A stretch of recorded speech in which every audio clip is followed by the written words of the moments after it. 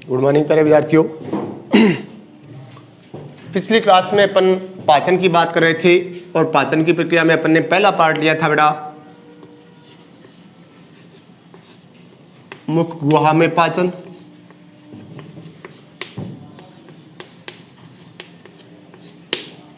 फिर इसके पश्चात दूसरा पार्ट अपन ने लिया था बेटा कौन सा, आमाशय में पाचन। और आज अपन इस क्लास में शुरू करते हैं बेटा कहां,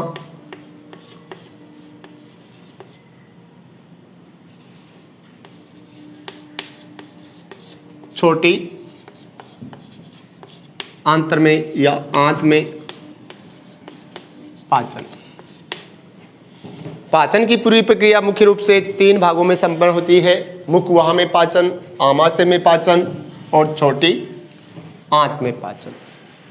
अब अपन ने लिया है टॉपिक कौन सा बेटा, डाइजेशन इन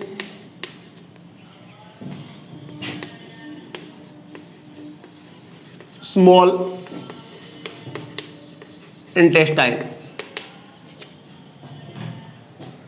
अब छोटी आंत को अपन ने कितने पार्ट्स में डिवाइड किया था बेटा, संरचना की दृष्टि से 3 पार्ट्स में क्या कर दिया था अपन ने, डिवाइड कर दिया था, जिसमें सबसे पहला पार्ट अपने पास कौन सा आया था बेटा, ग्रहणी। दूसरा भाग था बेटा अग्र शुद्रांतर और तीसरा पार्ट था बेटा शुद्रांतर। अब ग्रहणी में इसका मतलब छोटी आंत का मतलब भोजन कहां से आएगा बेटा, छोटी आंत के कौन से भाग में सबसे पहले पहुंचेगा, ग्रहणी में। तो सबसे पहले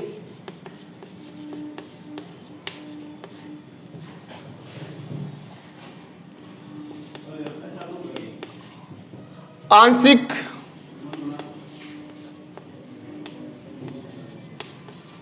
कार्बोहाइड्रेट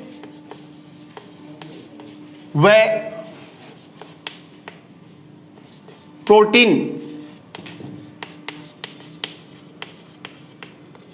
पचित भोजन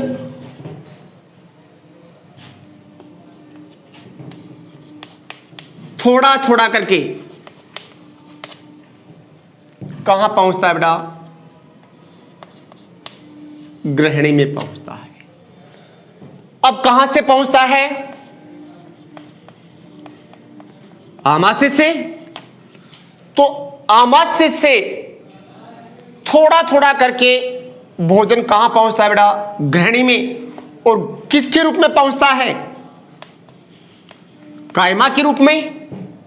और कायमा में जो भोजन, कायमा के रूप में जो भोजन है उसमें कार्बोहाइड्रेट भी आंशिक पचित है और साथ में प्रोटीन भी क्या है बेटा, आंशिक पचित है।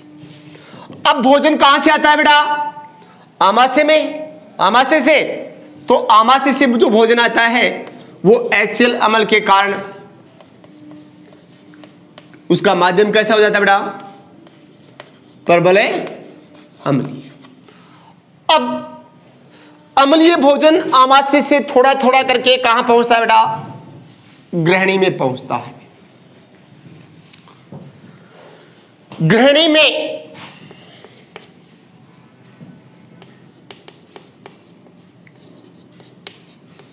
जो ब्रूनर की ग्रंथियां हैं, इन ब्रूनर की ग्रंथियों के द्वारा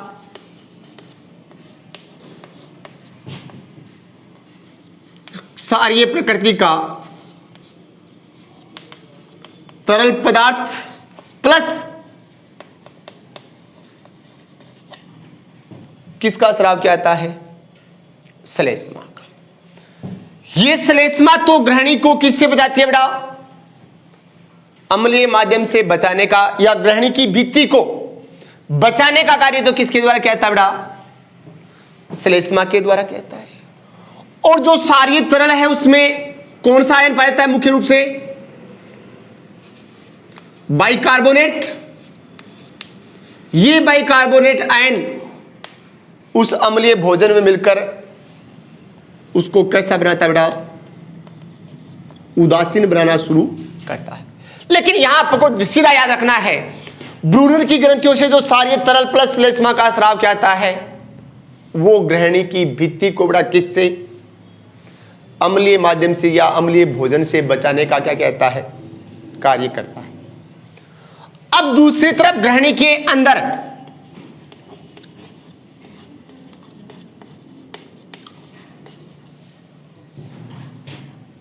अग्नाशय वाहिनी द्वारा क्या पहुंचता है बेटा, अग्नाशय रस, और सामान्य पीत वाहिनी द्वारा क्या पहुंचता है बेटा,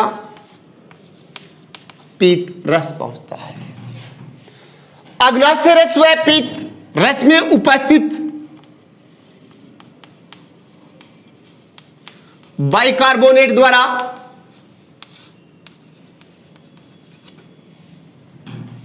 भोजन को क्या कर दिया जाता है बेटा, उदासीन कर दिया जाता है। अब भोजन थोड़ा थोड़ा करके कहां पहुंचा, ग्रहणी में, और ग्रहणी में उपस्थित ब्रूनर ग्रंथियां द्वारा जो सारी तरल प्लस श्लेष्मा का स्राव क्या आता है, ये दोनों पदार्थ अम्लीय भोजन से ग्रहणी की भित्ति की क्या करते हैं बेटा, सुरक्षा करते हैं। तो दूसरी तरफ ग्रहणी में के अंदर अग्नाशय रस और जो पीत रस पहुंचता है, उस पीत रस और अग्नाशय रस द्वारा भोजन का माध्यम कैसा क्या जाता है बेटा, उदासीन। तो ग्रहणी के अंदर भोजन का माध्यम कैसा हो जाता है, उदासीन। अब भोजन के अधिकांश पाचन की प्रक्रिया कहां संपन्न होती है बेटा, ग्रहणी में संपन्न होती है। आंत के शेष भागों में कौन सी प्रक्रिया संपन्न होती है बेटा, अवशोषण की प्रक्रिया संपन्न होती है। लेकिन पाचन की अधिकांश प्रक्रिया कहां संपन्न होती है, ग्रहणी। अब ग्रहणी में पाचन की प्रक्रिया कैसे संपन्न होती है, वो देखो आप।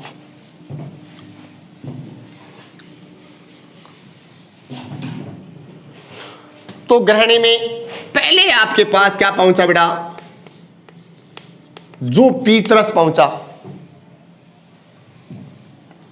उसमें क्या पाते हैं, पीत लवण। पीत लवण का मतलब क्या है, वे लवण जो, वे सोडियम या पोटेशियम लवण जो, वे सोडियम या पोटेशियम जो लवण जो पीत रस के अंदर पाते हैं उन्हें क्या कहते हैं, पीत लवण। अब पीत रस में पीत लवण कोमा लेसिथिन पाया जाता है। अब पीत लवण तो क्या है बेटा, पीत रस में उपस्थित सोडियम व पोटेशियम के लवण क्या कहलाते हैं बेटा, पीत लवण कहलाते हैं। और लेसिथिन एक क्या है,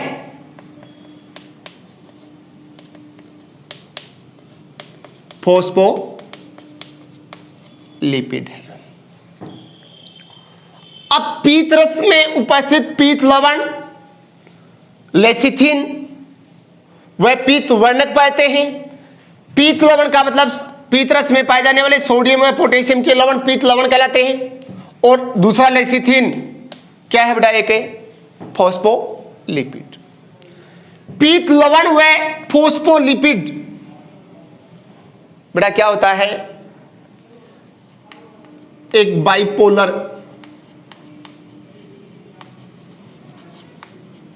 नेचर के सब्सटेंस है, या अपन कह सकते हैं द्विध्रुवीय प्रकृति के होते हैं, जिसका अर्थ है पीत लवण व लेसिथिन के अंदर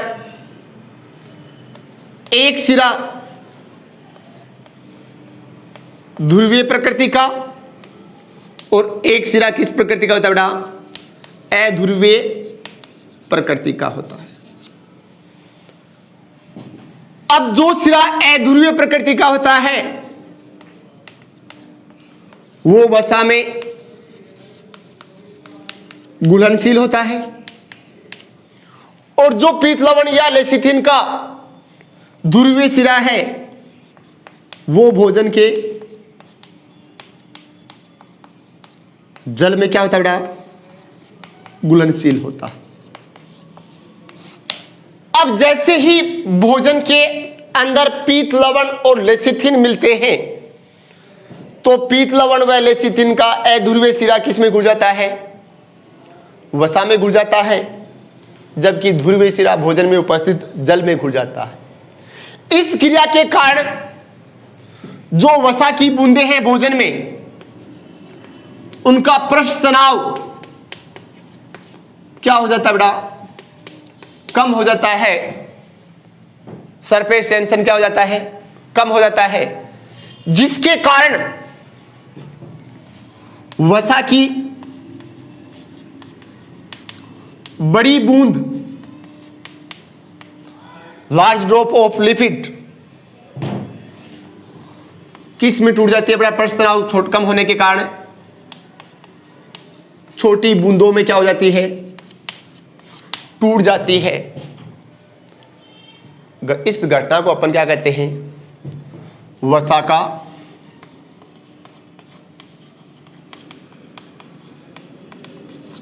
पायसीकरण।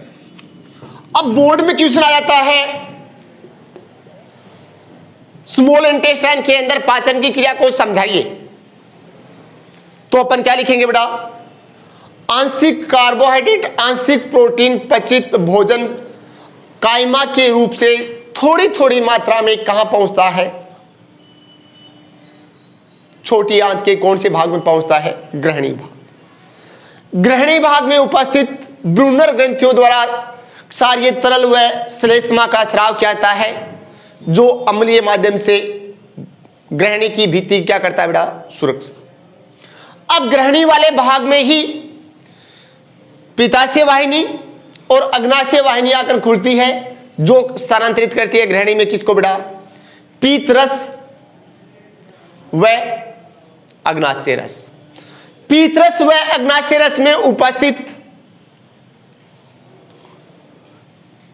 जो बाइकार्बोनेट आयन है, उनके द्वारा भोजन, अम्लीय भोजन को किस में कर दिया जाता है, उदासीन भोजन में कन्वर्ट कर दिया जाता है। फिर ग्रहणी में पाचन की प्रक्रिया क्या होती है, संपन्न होती है। अब सबसे पहले जो पीत रस है, उस पीत रस में उपस्थित पीत लवण व लेसिथिन, पीत लवण अपन ने कहा सोडियम व पोटेशियम के लवण को क्या कहते हैं, पीत लवण। लेसिथिन एक क्या है बेटा, एक प्रकार का फॉस्फोलिपिड। पीत लवण व लेसिथिन एक प्रकार के बाइपोलर नेचर के सब्सटेंस है, जिनका एक सिरा ध्रुवीय होता है, एक सिरा क्या होता है, अध्रुवीय। जो अध्रुवीय सिरा है वो वसा में घुल जाता है, जो ध्रुवीय सिरा है वो भोजन के जल में घुल जाता है, जिसके कारण जो भोजन में वसा की बड़ी बूंदें हैं, उन बूंदों का पृष्ठ तनाव क्या हो जाता है, कम हो जाता है, जिसके कारण वसा की बड़ी बूंदें छोटी बूंदों में क्या हो जाती है बेटा, टूट जाती है। इस घटना को अपन क्या कहते हैं, वसा का पायसीकरण। और पायसीकरण के पश्चात जो वसा बनती है उसे अपन कहते हैं पायसीकृत वसा। जैसे बारिश के समय आपने देखा है बेटा, पानी इकट्ठा हो जाता है, फिर बरसात की बूंद गिरने से पानी के अंदर क्या बनते हैं, बुलबुले बने। ये बड़े बुलबुले किस में टूटते रहते हैं, छोटे बुलबुलों में क्या होते रहते हैं बेटा, टूटते रहते हैं, क्योंकि उन बुलबुलों का पृष्ठ तनाव क्या हो जाता है बेटा, कम हो जाता है। उसी प्रकार यहां भी पृष्ठ तनाव क्या हो गया, कम हो गया, जिसके कारण वसा की बड़ी बूंद किस में टूट जाती है, छोटी। अब पीत रस का कार्य क्या हो गया बेटा, तो पीत रस का पहला कार्य हो गया भोजन के अम्लीय माध्यम को क्या करना बेटा, उदासीन करना। दूसरा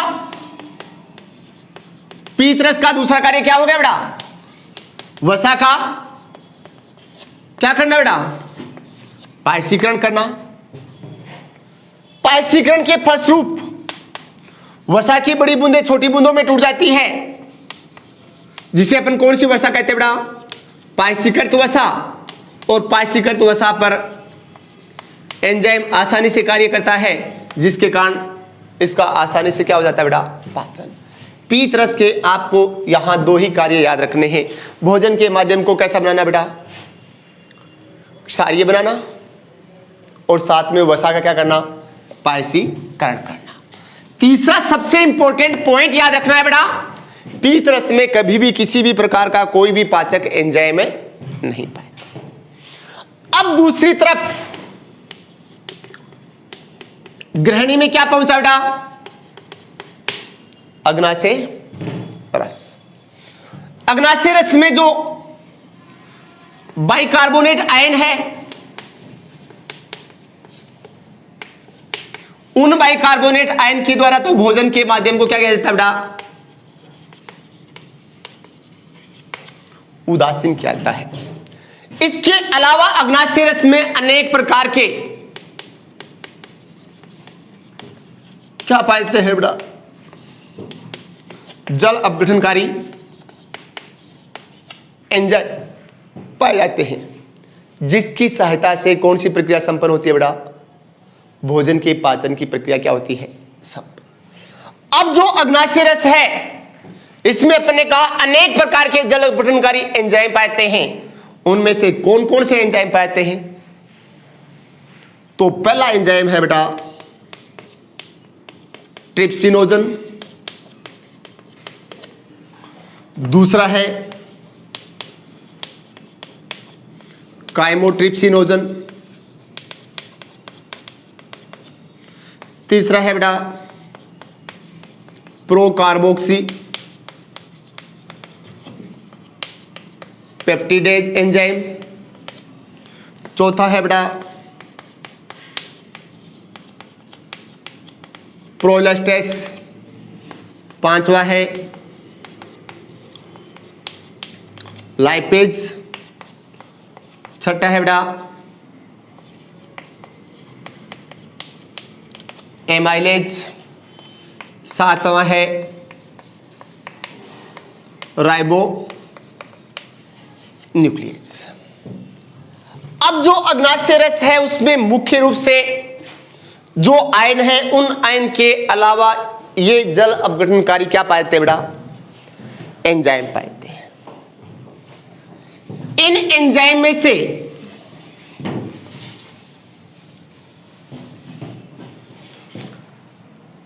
ट्रिप्सिनोजन,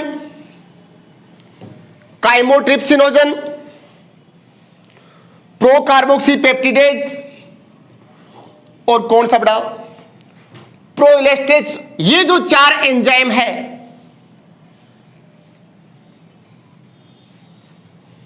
ये कौन सी अवस्था में पाए जाते हैं बेटा,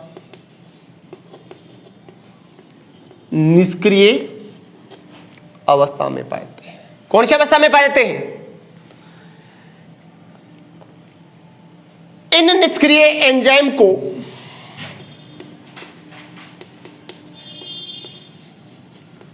सक्रिय अवस्था में लाने के लिए इंटेस्टाइन की भित्ति में उपस्थित कोशिकाओं के द्वारा एक एंजाइम स्रावित किया जाता है बेटा, जिसका नाम है एंटेरोकाइनेज एंजाइम। बहुत ही इंपॉर्टेंट शब्द है बेटा, ध्यान में रखना। अग्नाशय रस में उपस्थित जो एंजाइम है वो निष्क्रिय अवस्था में होते हैं। इन निष्क्रिय एंजाइम को सक्रिय अवस्था में लाने के लिए आंतर की भित्ति से एक एंजाइम स्रावित होता है, जिसका नाम है बेटा एंटेरोकाइनेज। ये एंटेरोकाइनेज एंजाइम क्या करता है बेटा, ट्रिप्सिनोजन को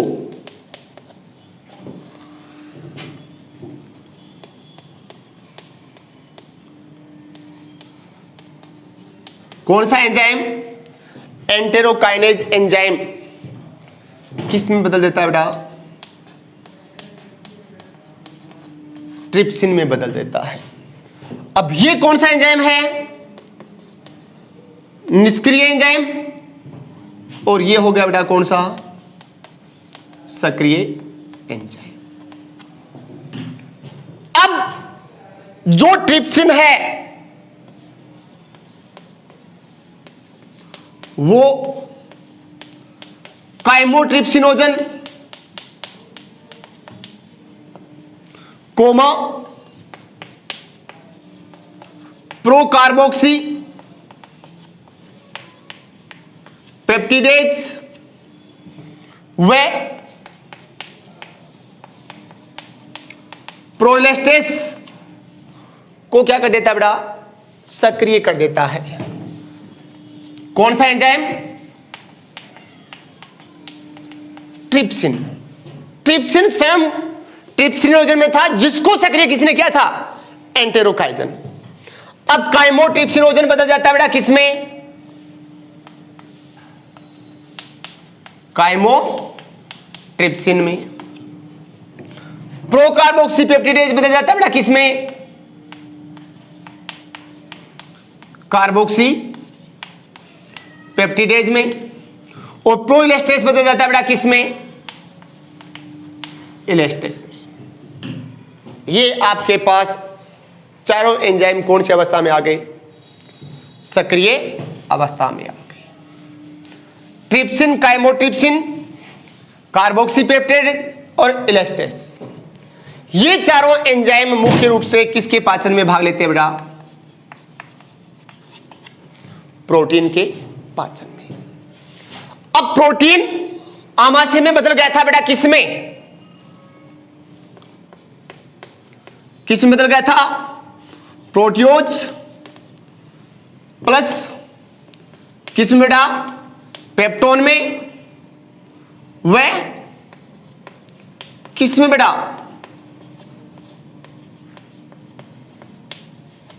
पॉलीपेप्टाइड। अब प्रोटियोज, पेप्टोन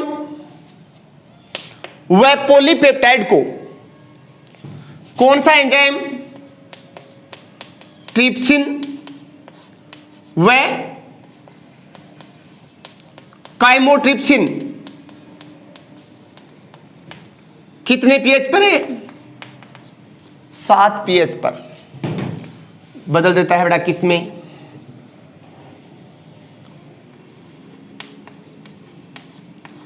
छोटी पॉलीपेप्टाइड प्लस डाई पेप्टाइड में। डाई पेप्टाइड का मतलब हो गया बेटा कितने एमिनोसिड? 2 एमिनोसिड। अब प्रोटियोज, पेप्टोन व पॉलीपेप्टाइड, क्योंकि जो ग्रहणी में भोजन है वो आमाशय में भोजन का क्या हो गया था? आंशिक पाचन किसके रूप में? प्रोटियोज, पेप्टोन व पॉलीपेप्टाइड के रूप में। अब ट्रिप्सिन व काइमोट्रिप्सिन 7 पीएच पर प्रोटियोज, पेप्टोन व पॉलीपेप्टाइड को बदल देते हैं बेटा किसमें तोड़ देते हैं? जल अपघटित कर देते हैं। छोटी पॉलीपेप्टाइड व डाइपेप्टाइड, या और लिख सकते हो प्लस ट्राइपेप्टाइड।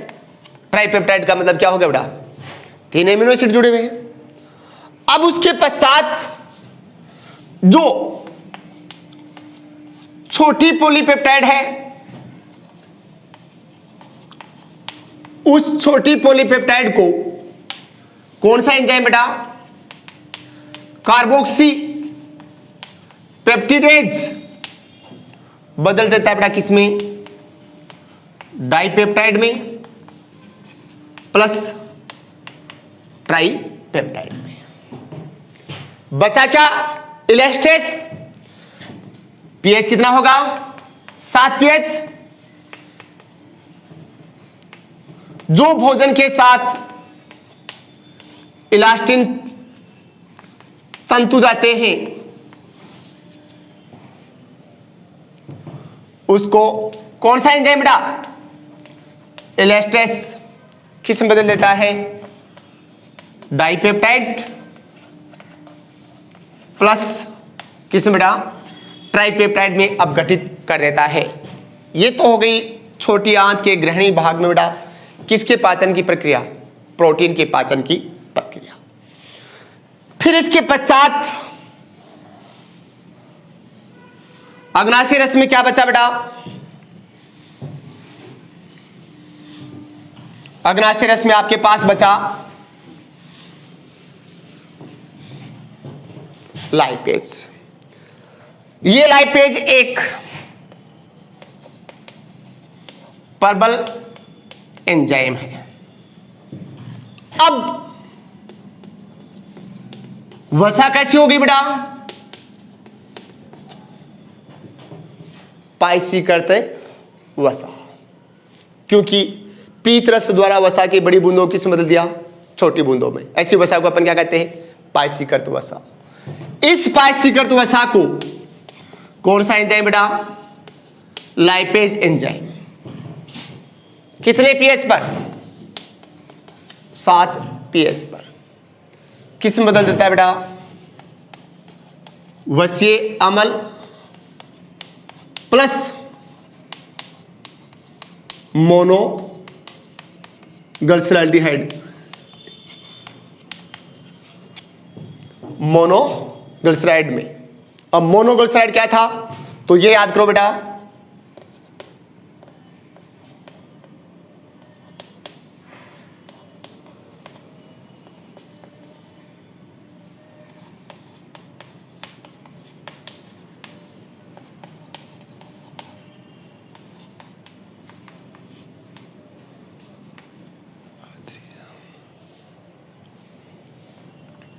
अब इसका जल अपघटन हो जाए बेटा किसकी सहायता से? लाइपेज। तो ये और ये तो क्या बन जाए बेटा? वसीय अम्ल।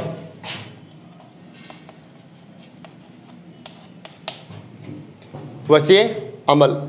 और ग्लिसरॉल के एक अणु के साथ एक क्या जुड़ा रह जाता है? वसीय अम्ल प्लस CH2OH, CHOH और CH2OC double bond OR1।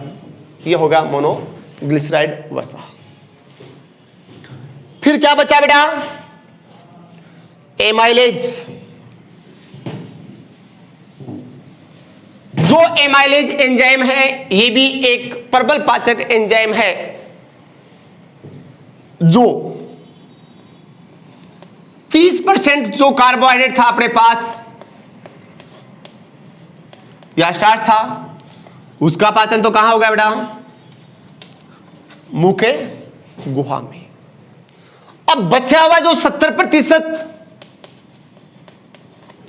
Starch है, उस स्टार्च को कौन सा एंजाइम बेटा? एमाइलेज, जो किसके द्वारा सीक्रेट किया गया है? अग्नाशय रस, अग्नाशय द्वारा।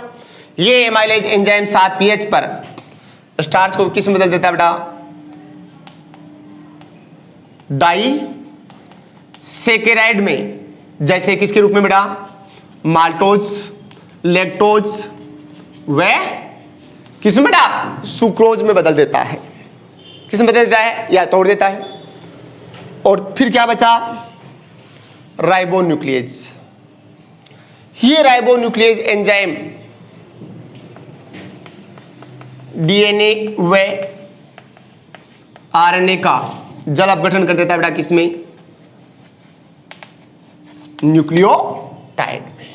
ये पाचन की प्रक्रिया हो गई बेटा कहां? ग्रहणी में। किसके द्वारा? अग्नाशय रस के जल अपघटनकारी एंजाइम द्वारा। लेकिन यहां भी भोजन का कंप्लीट पाचन है नहीं हुआ है। तब अपन ने क्या कहा था बेटा? याद करो,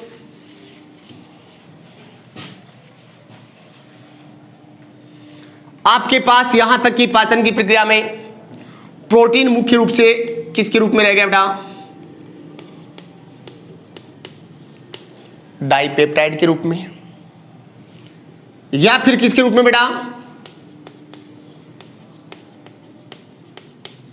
पेप्टाइड। तीसरा कार्बोहाइड्रेट आ गया बेटा आपके पास किसमें? या तो माल्टोज के रूप में, या सुक्रोज के रूप में, या लैक्टोज के रूप में, या कुछ मात्रा में फिर भी क्या रह जाती है बेटा?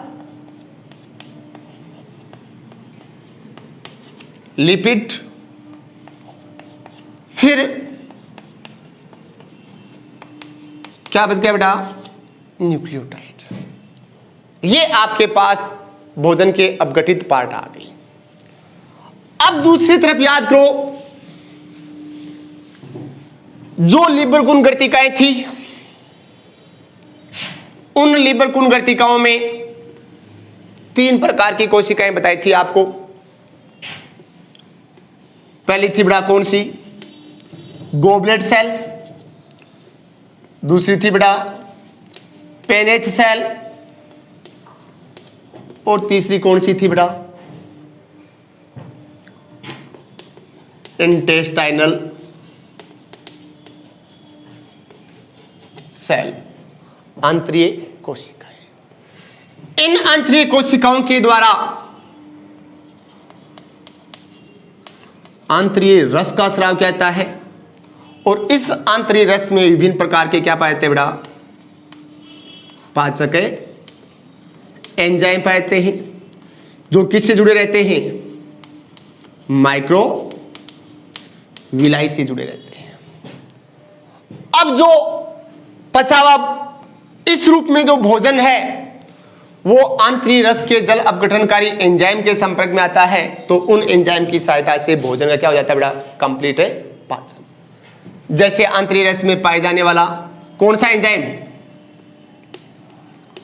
Peptidase enzyme.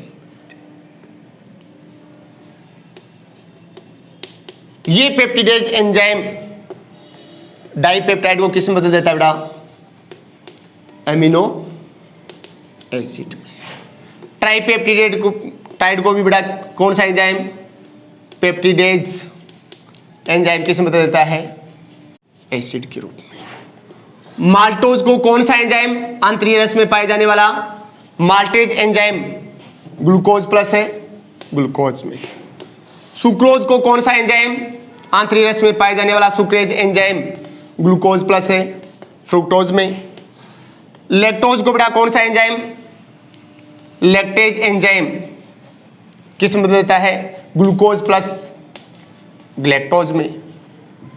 और लिपिड को आंतरीय रस का लाइपेज एंजाइम किस में बेटा? वसीय अम्ल प्लस मोनोग्लिसराइड में।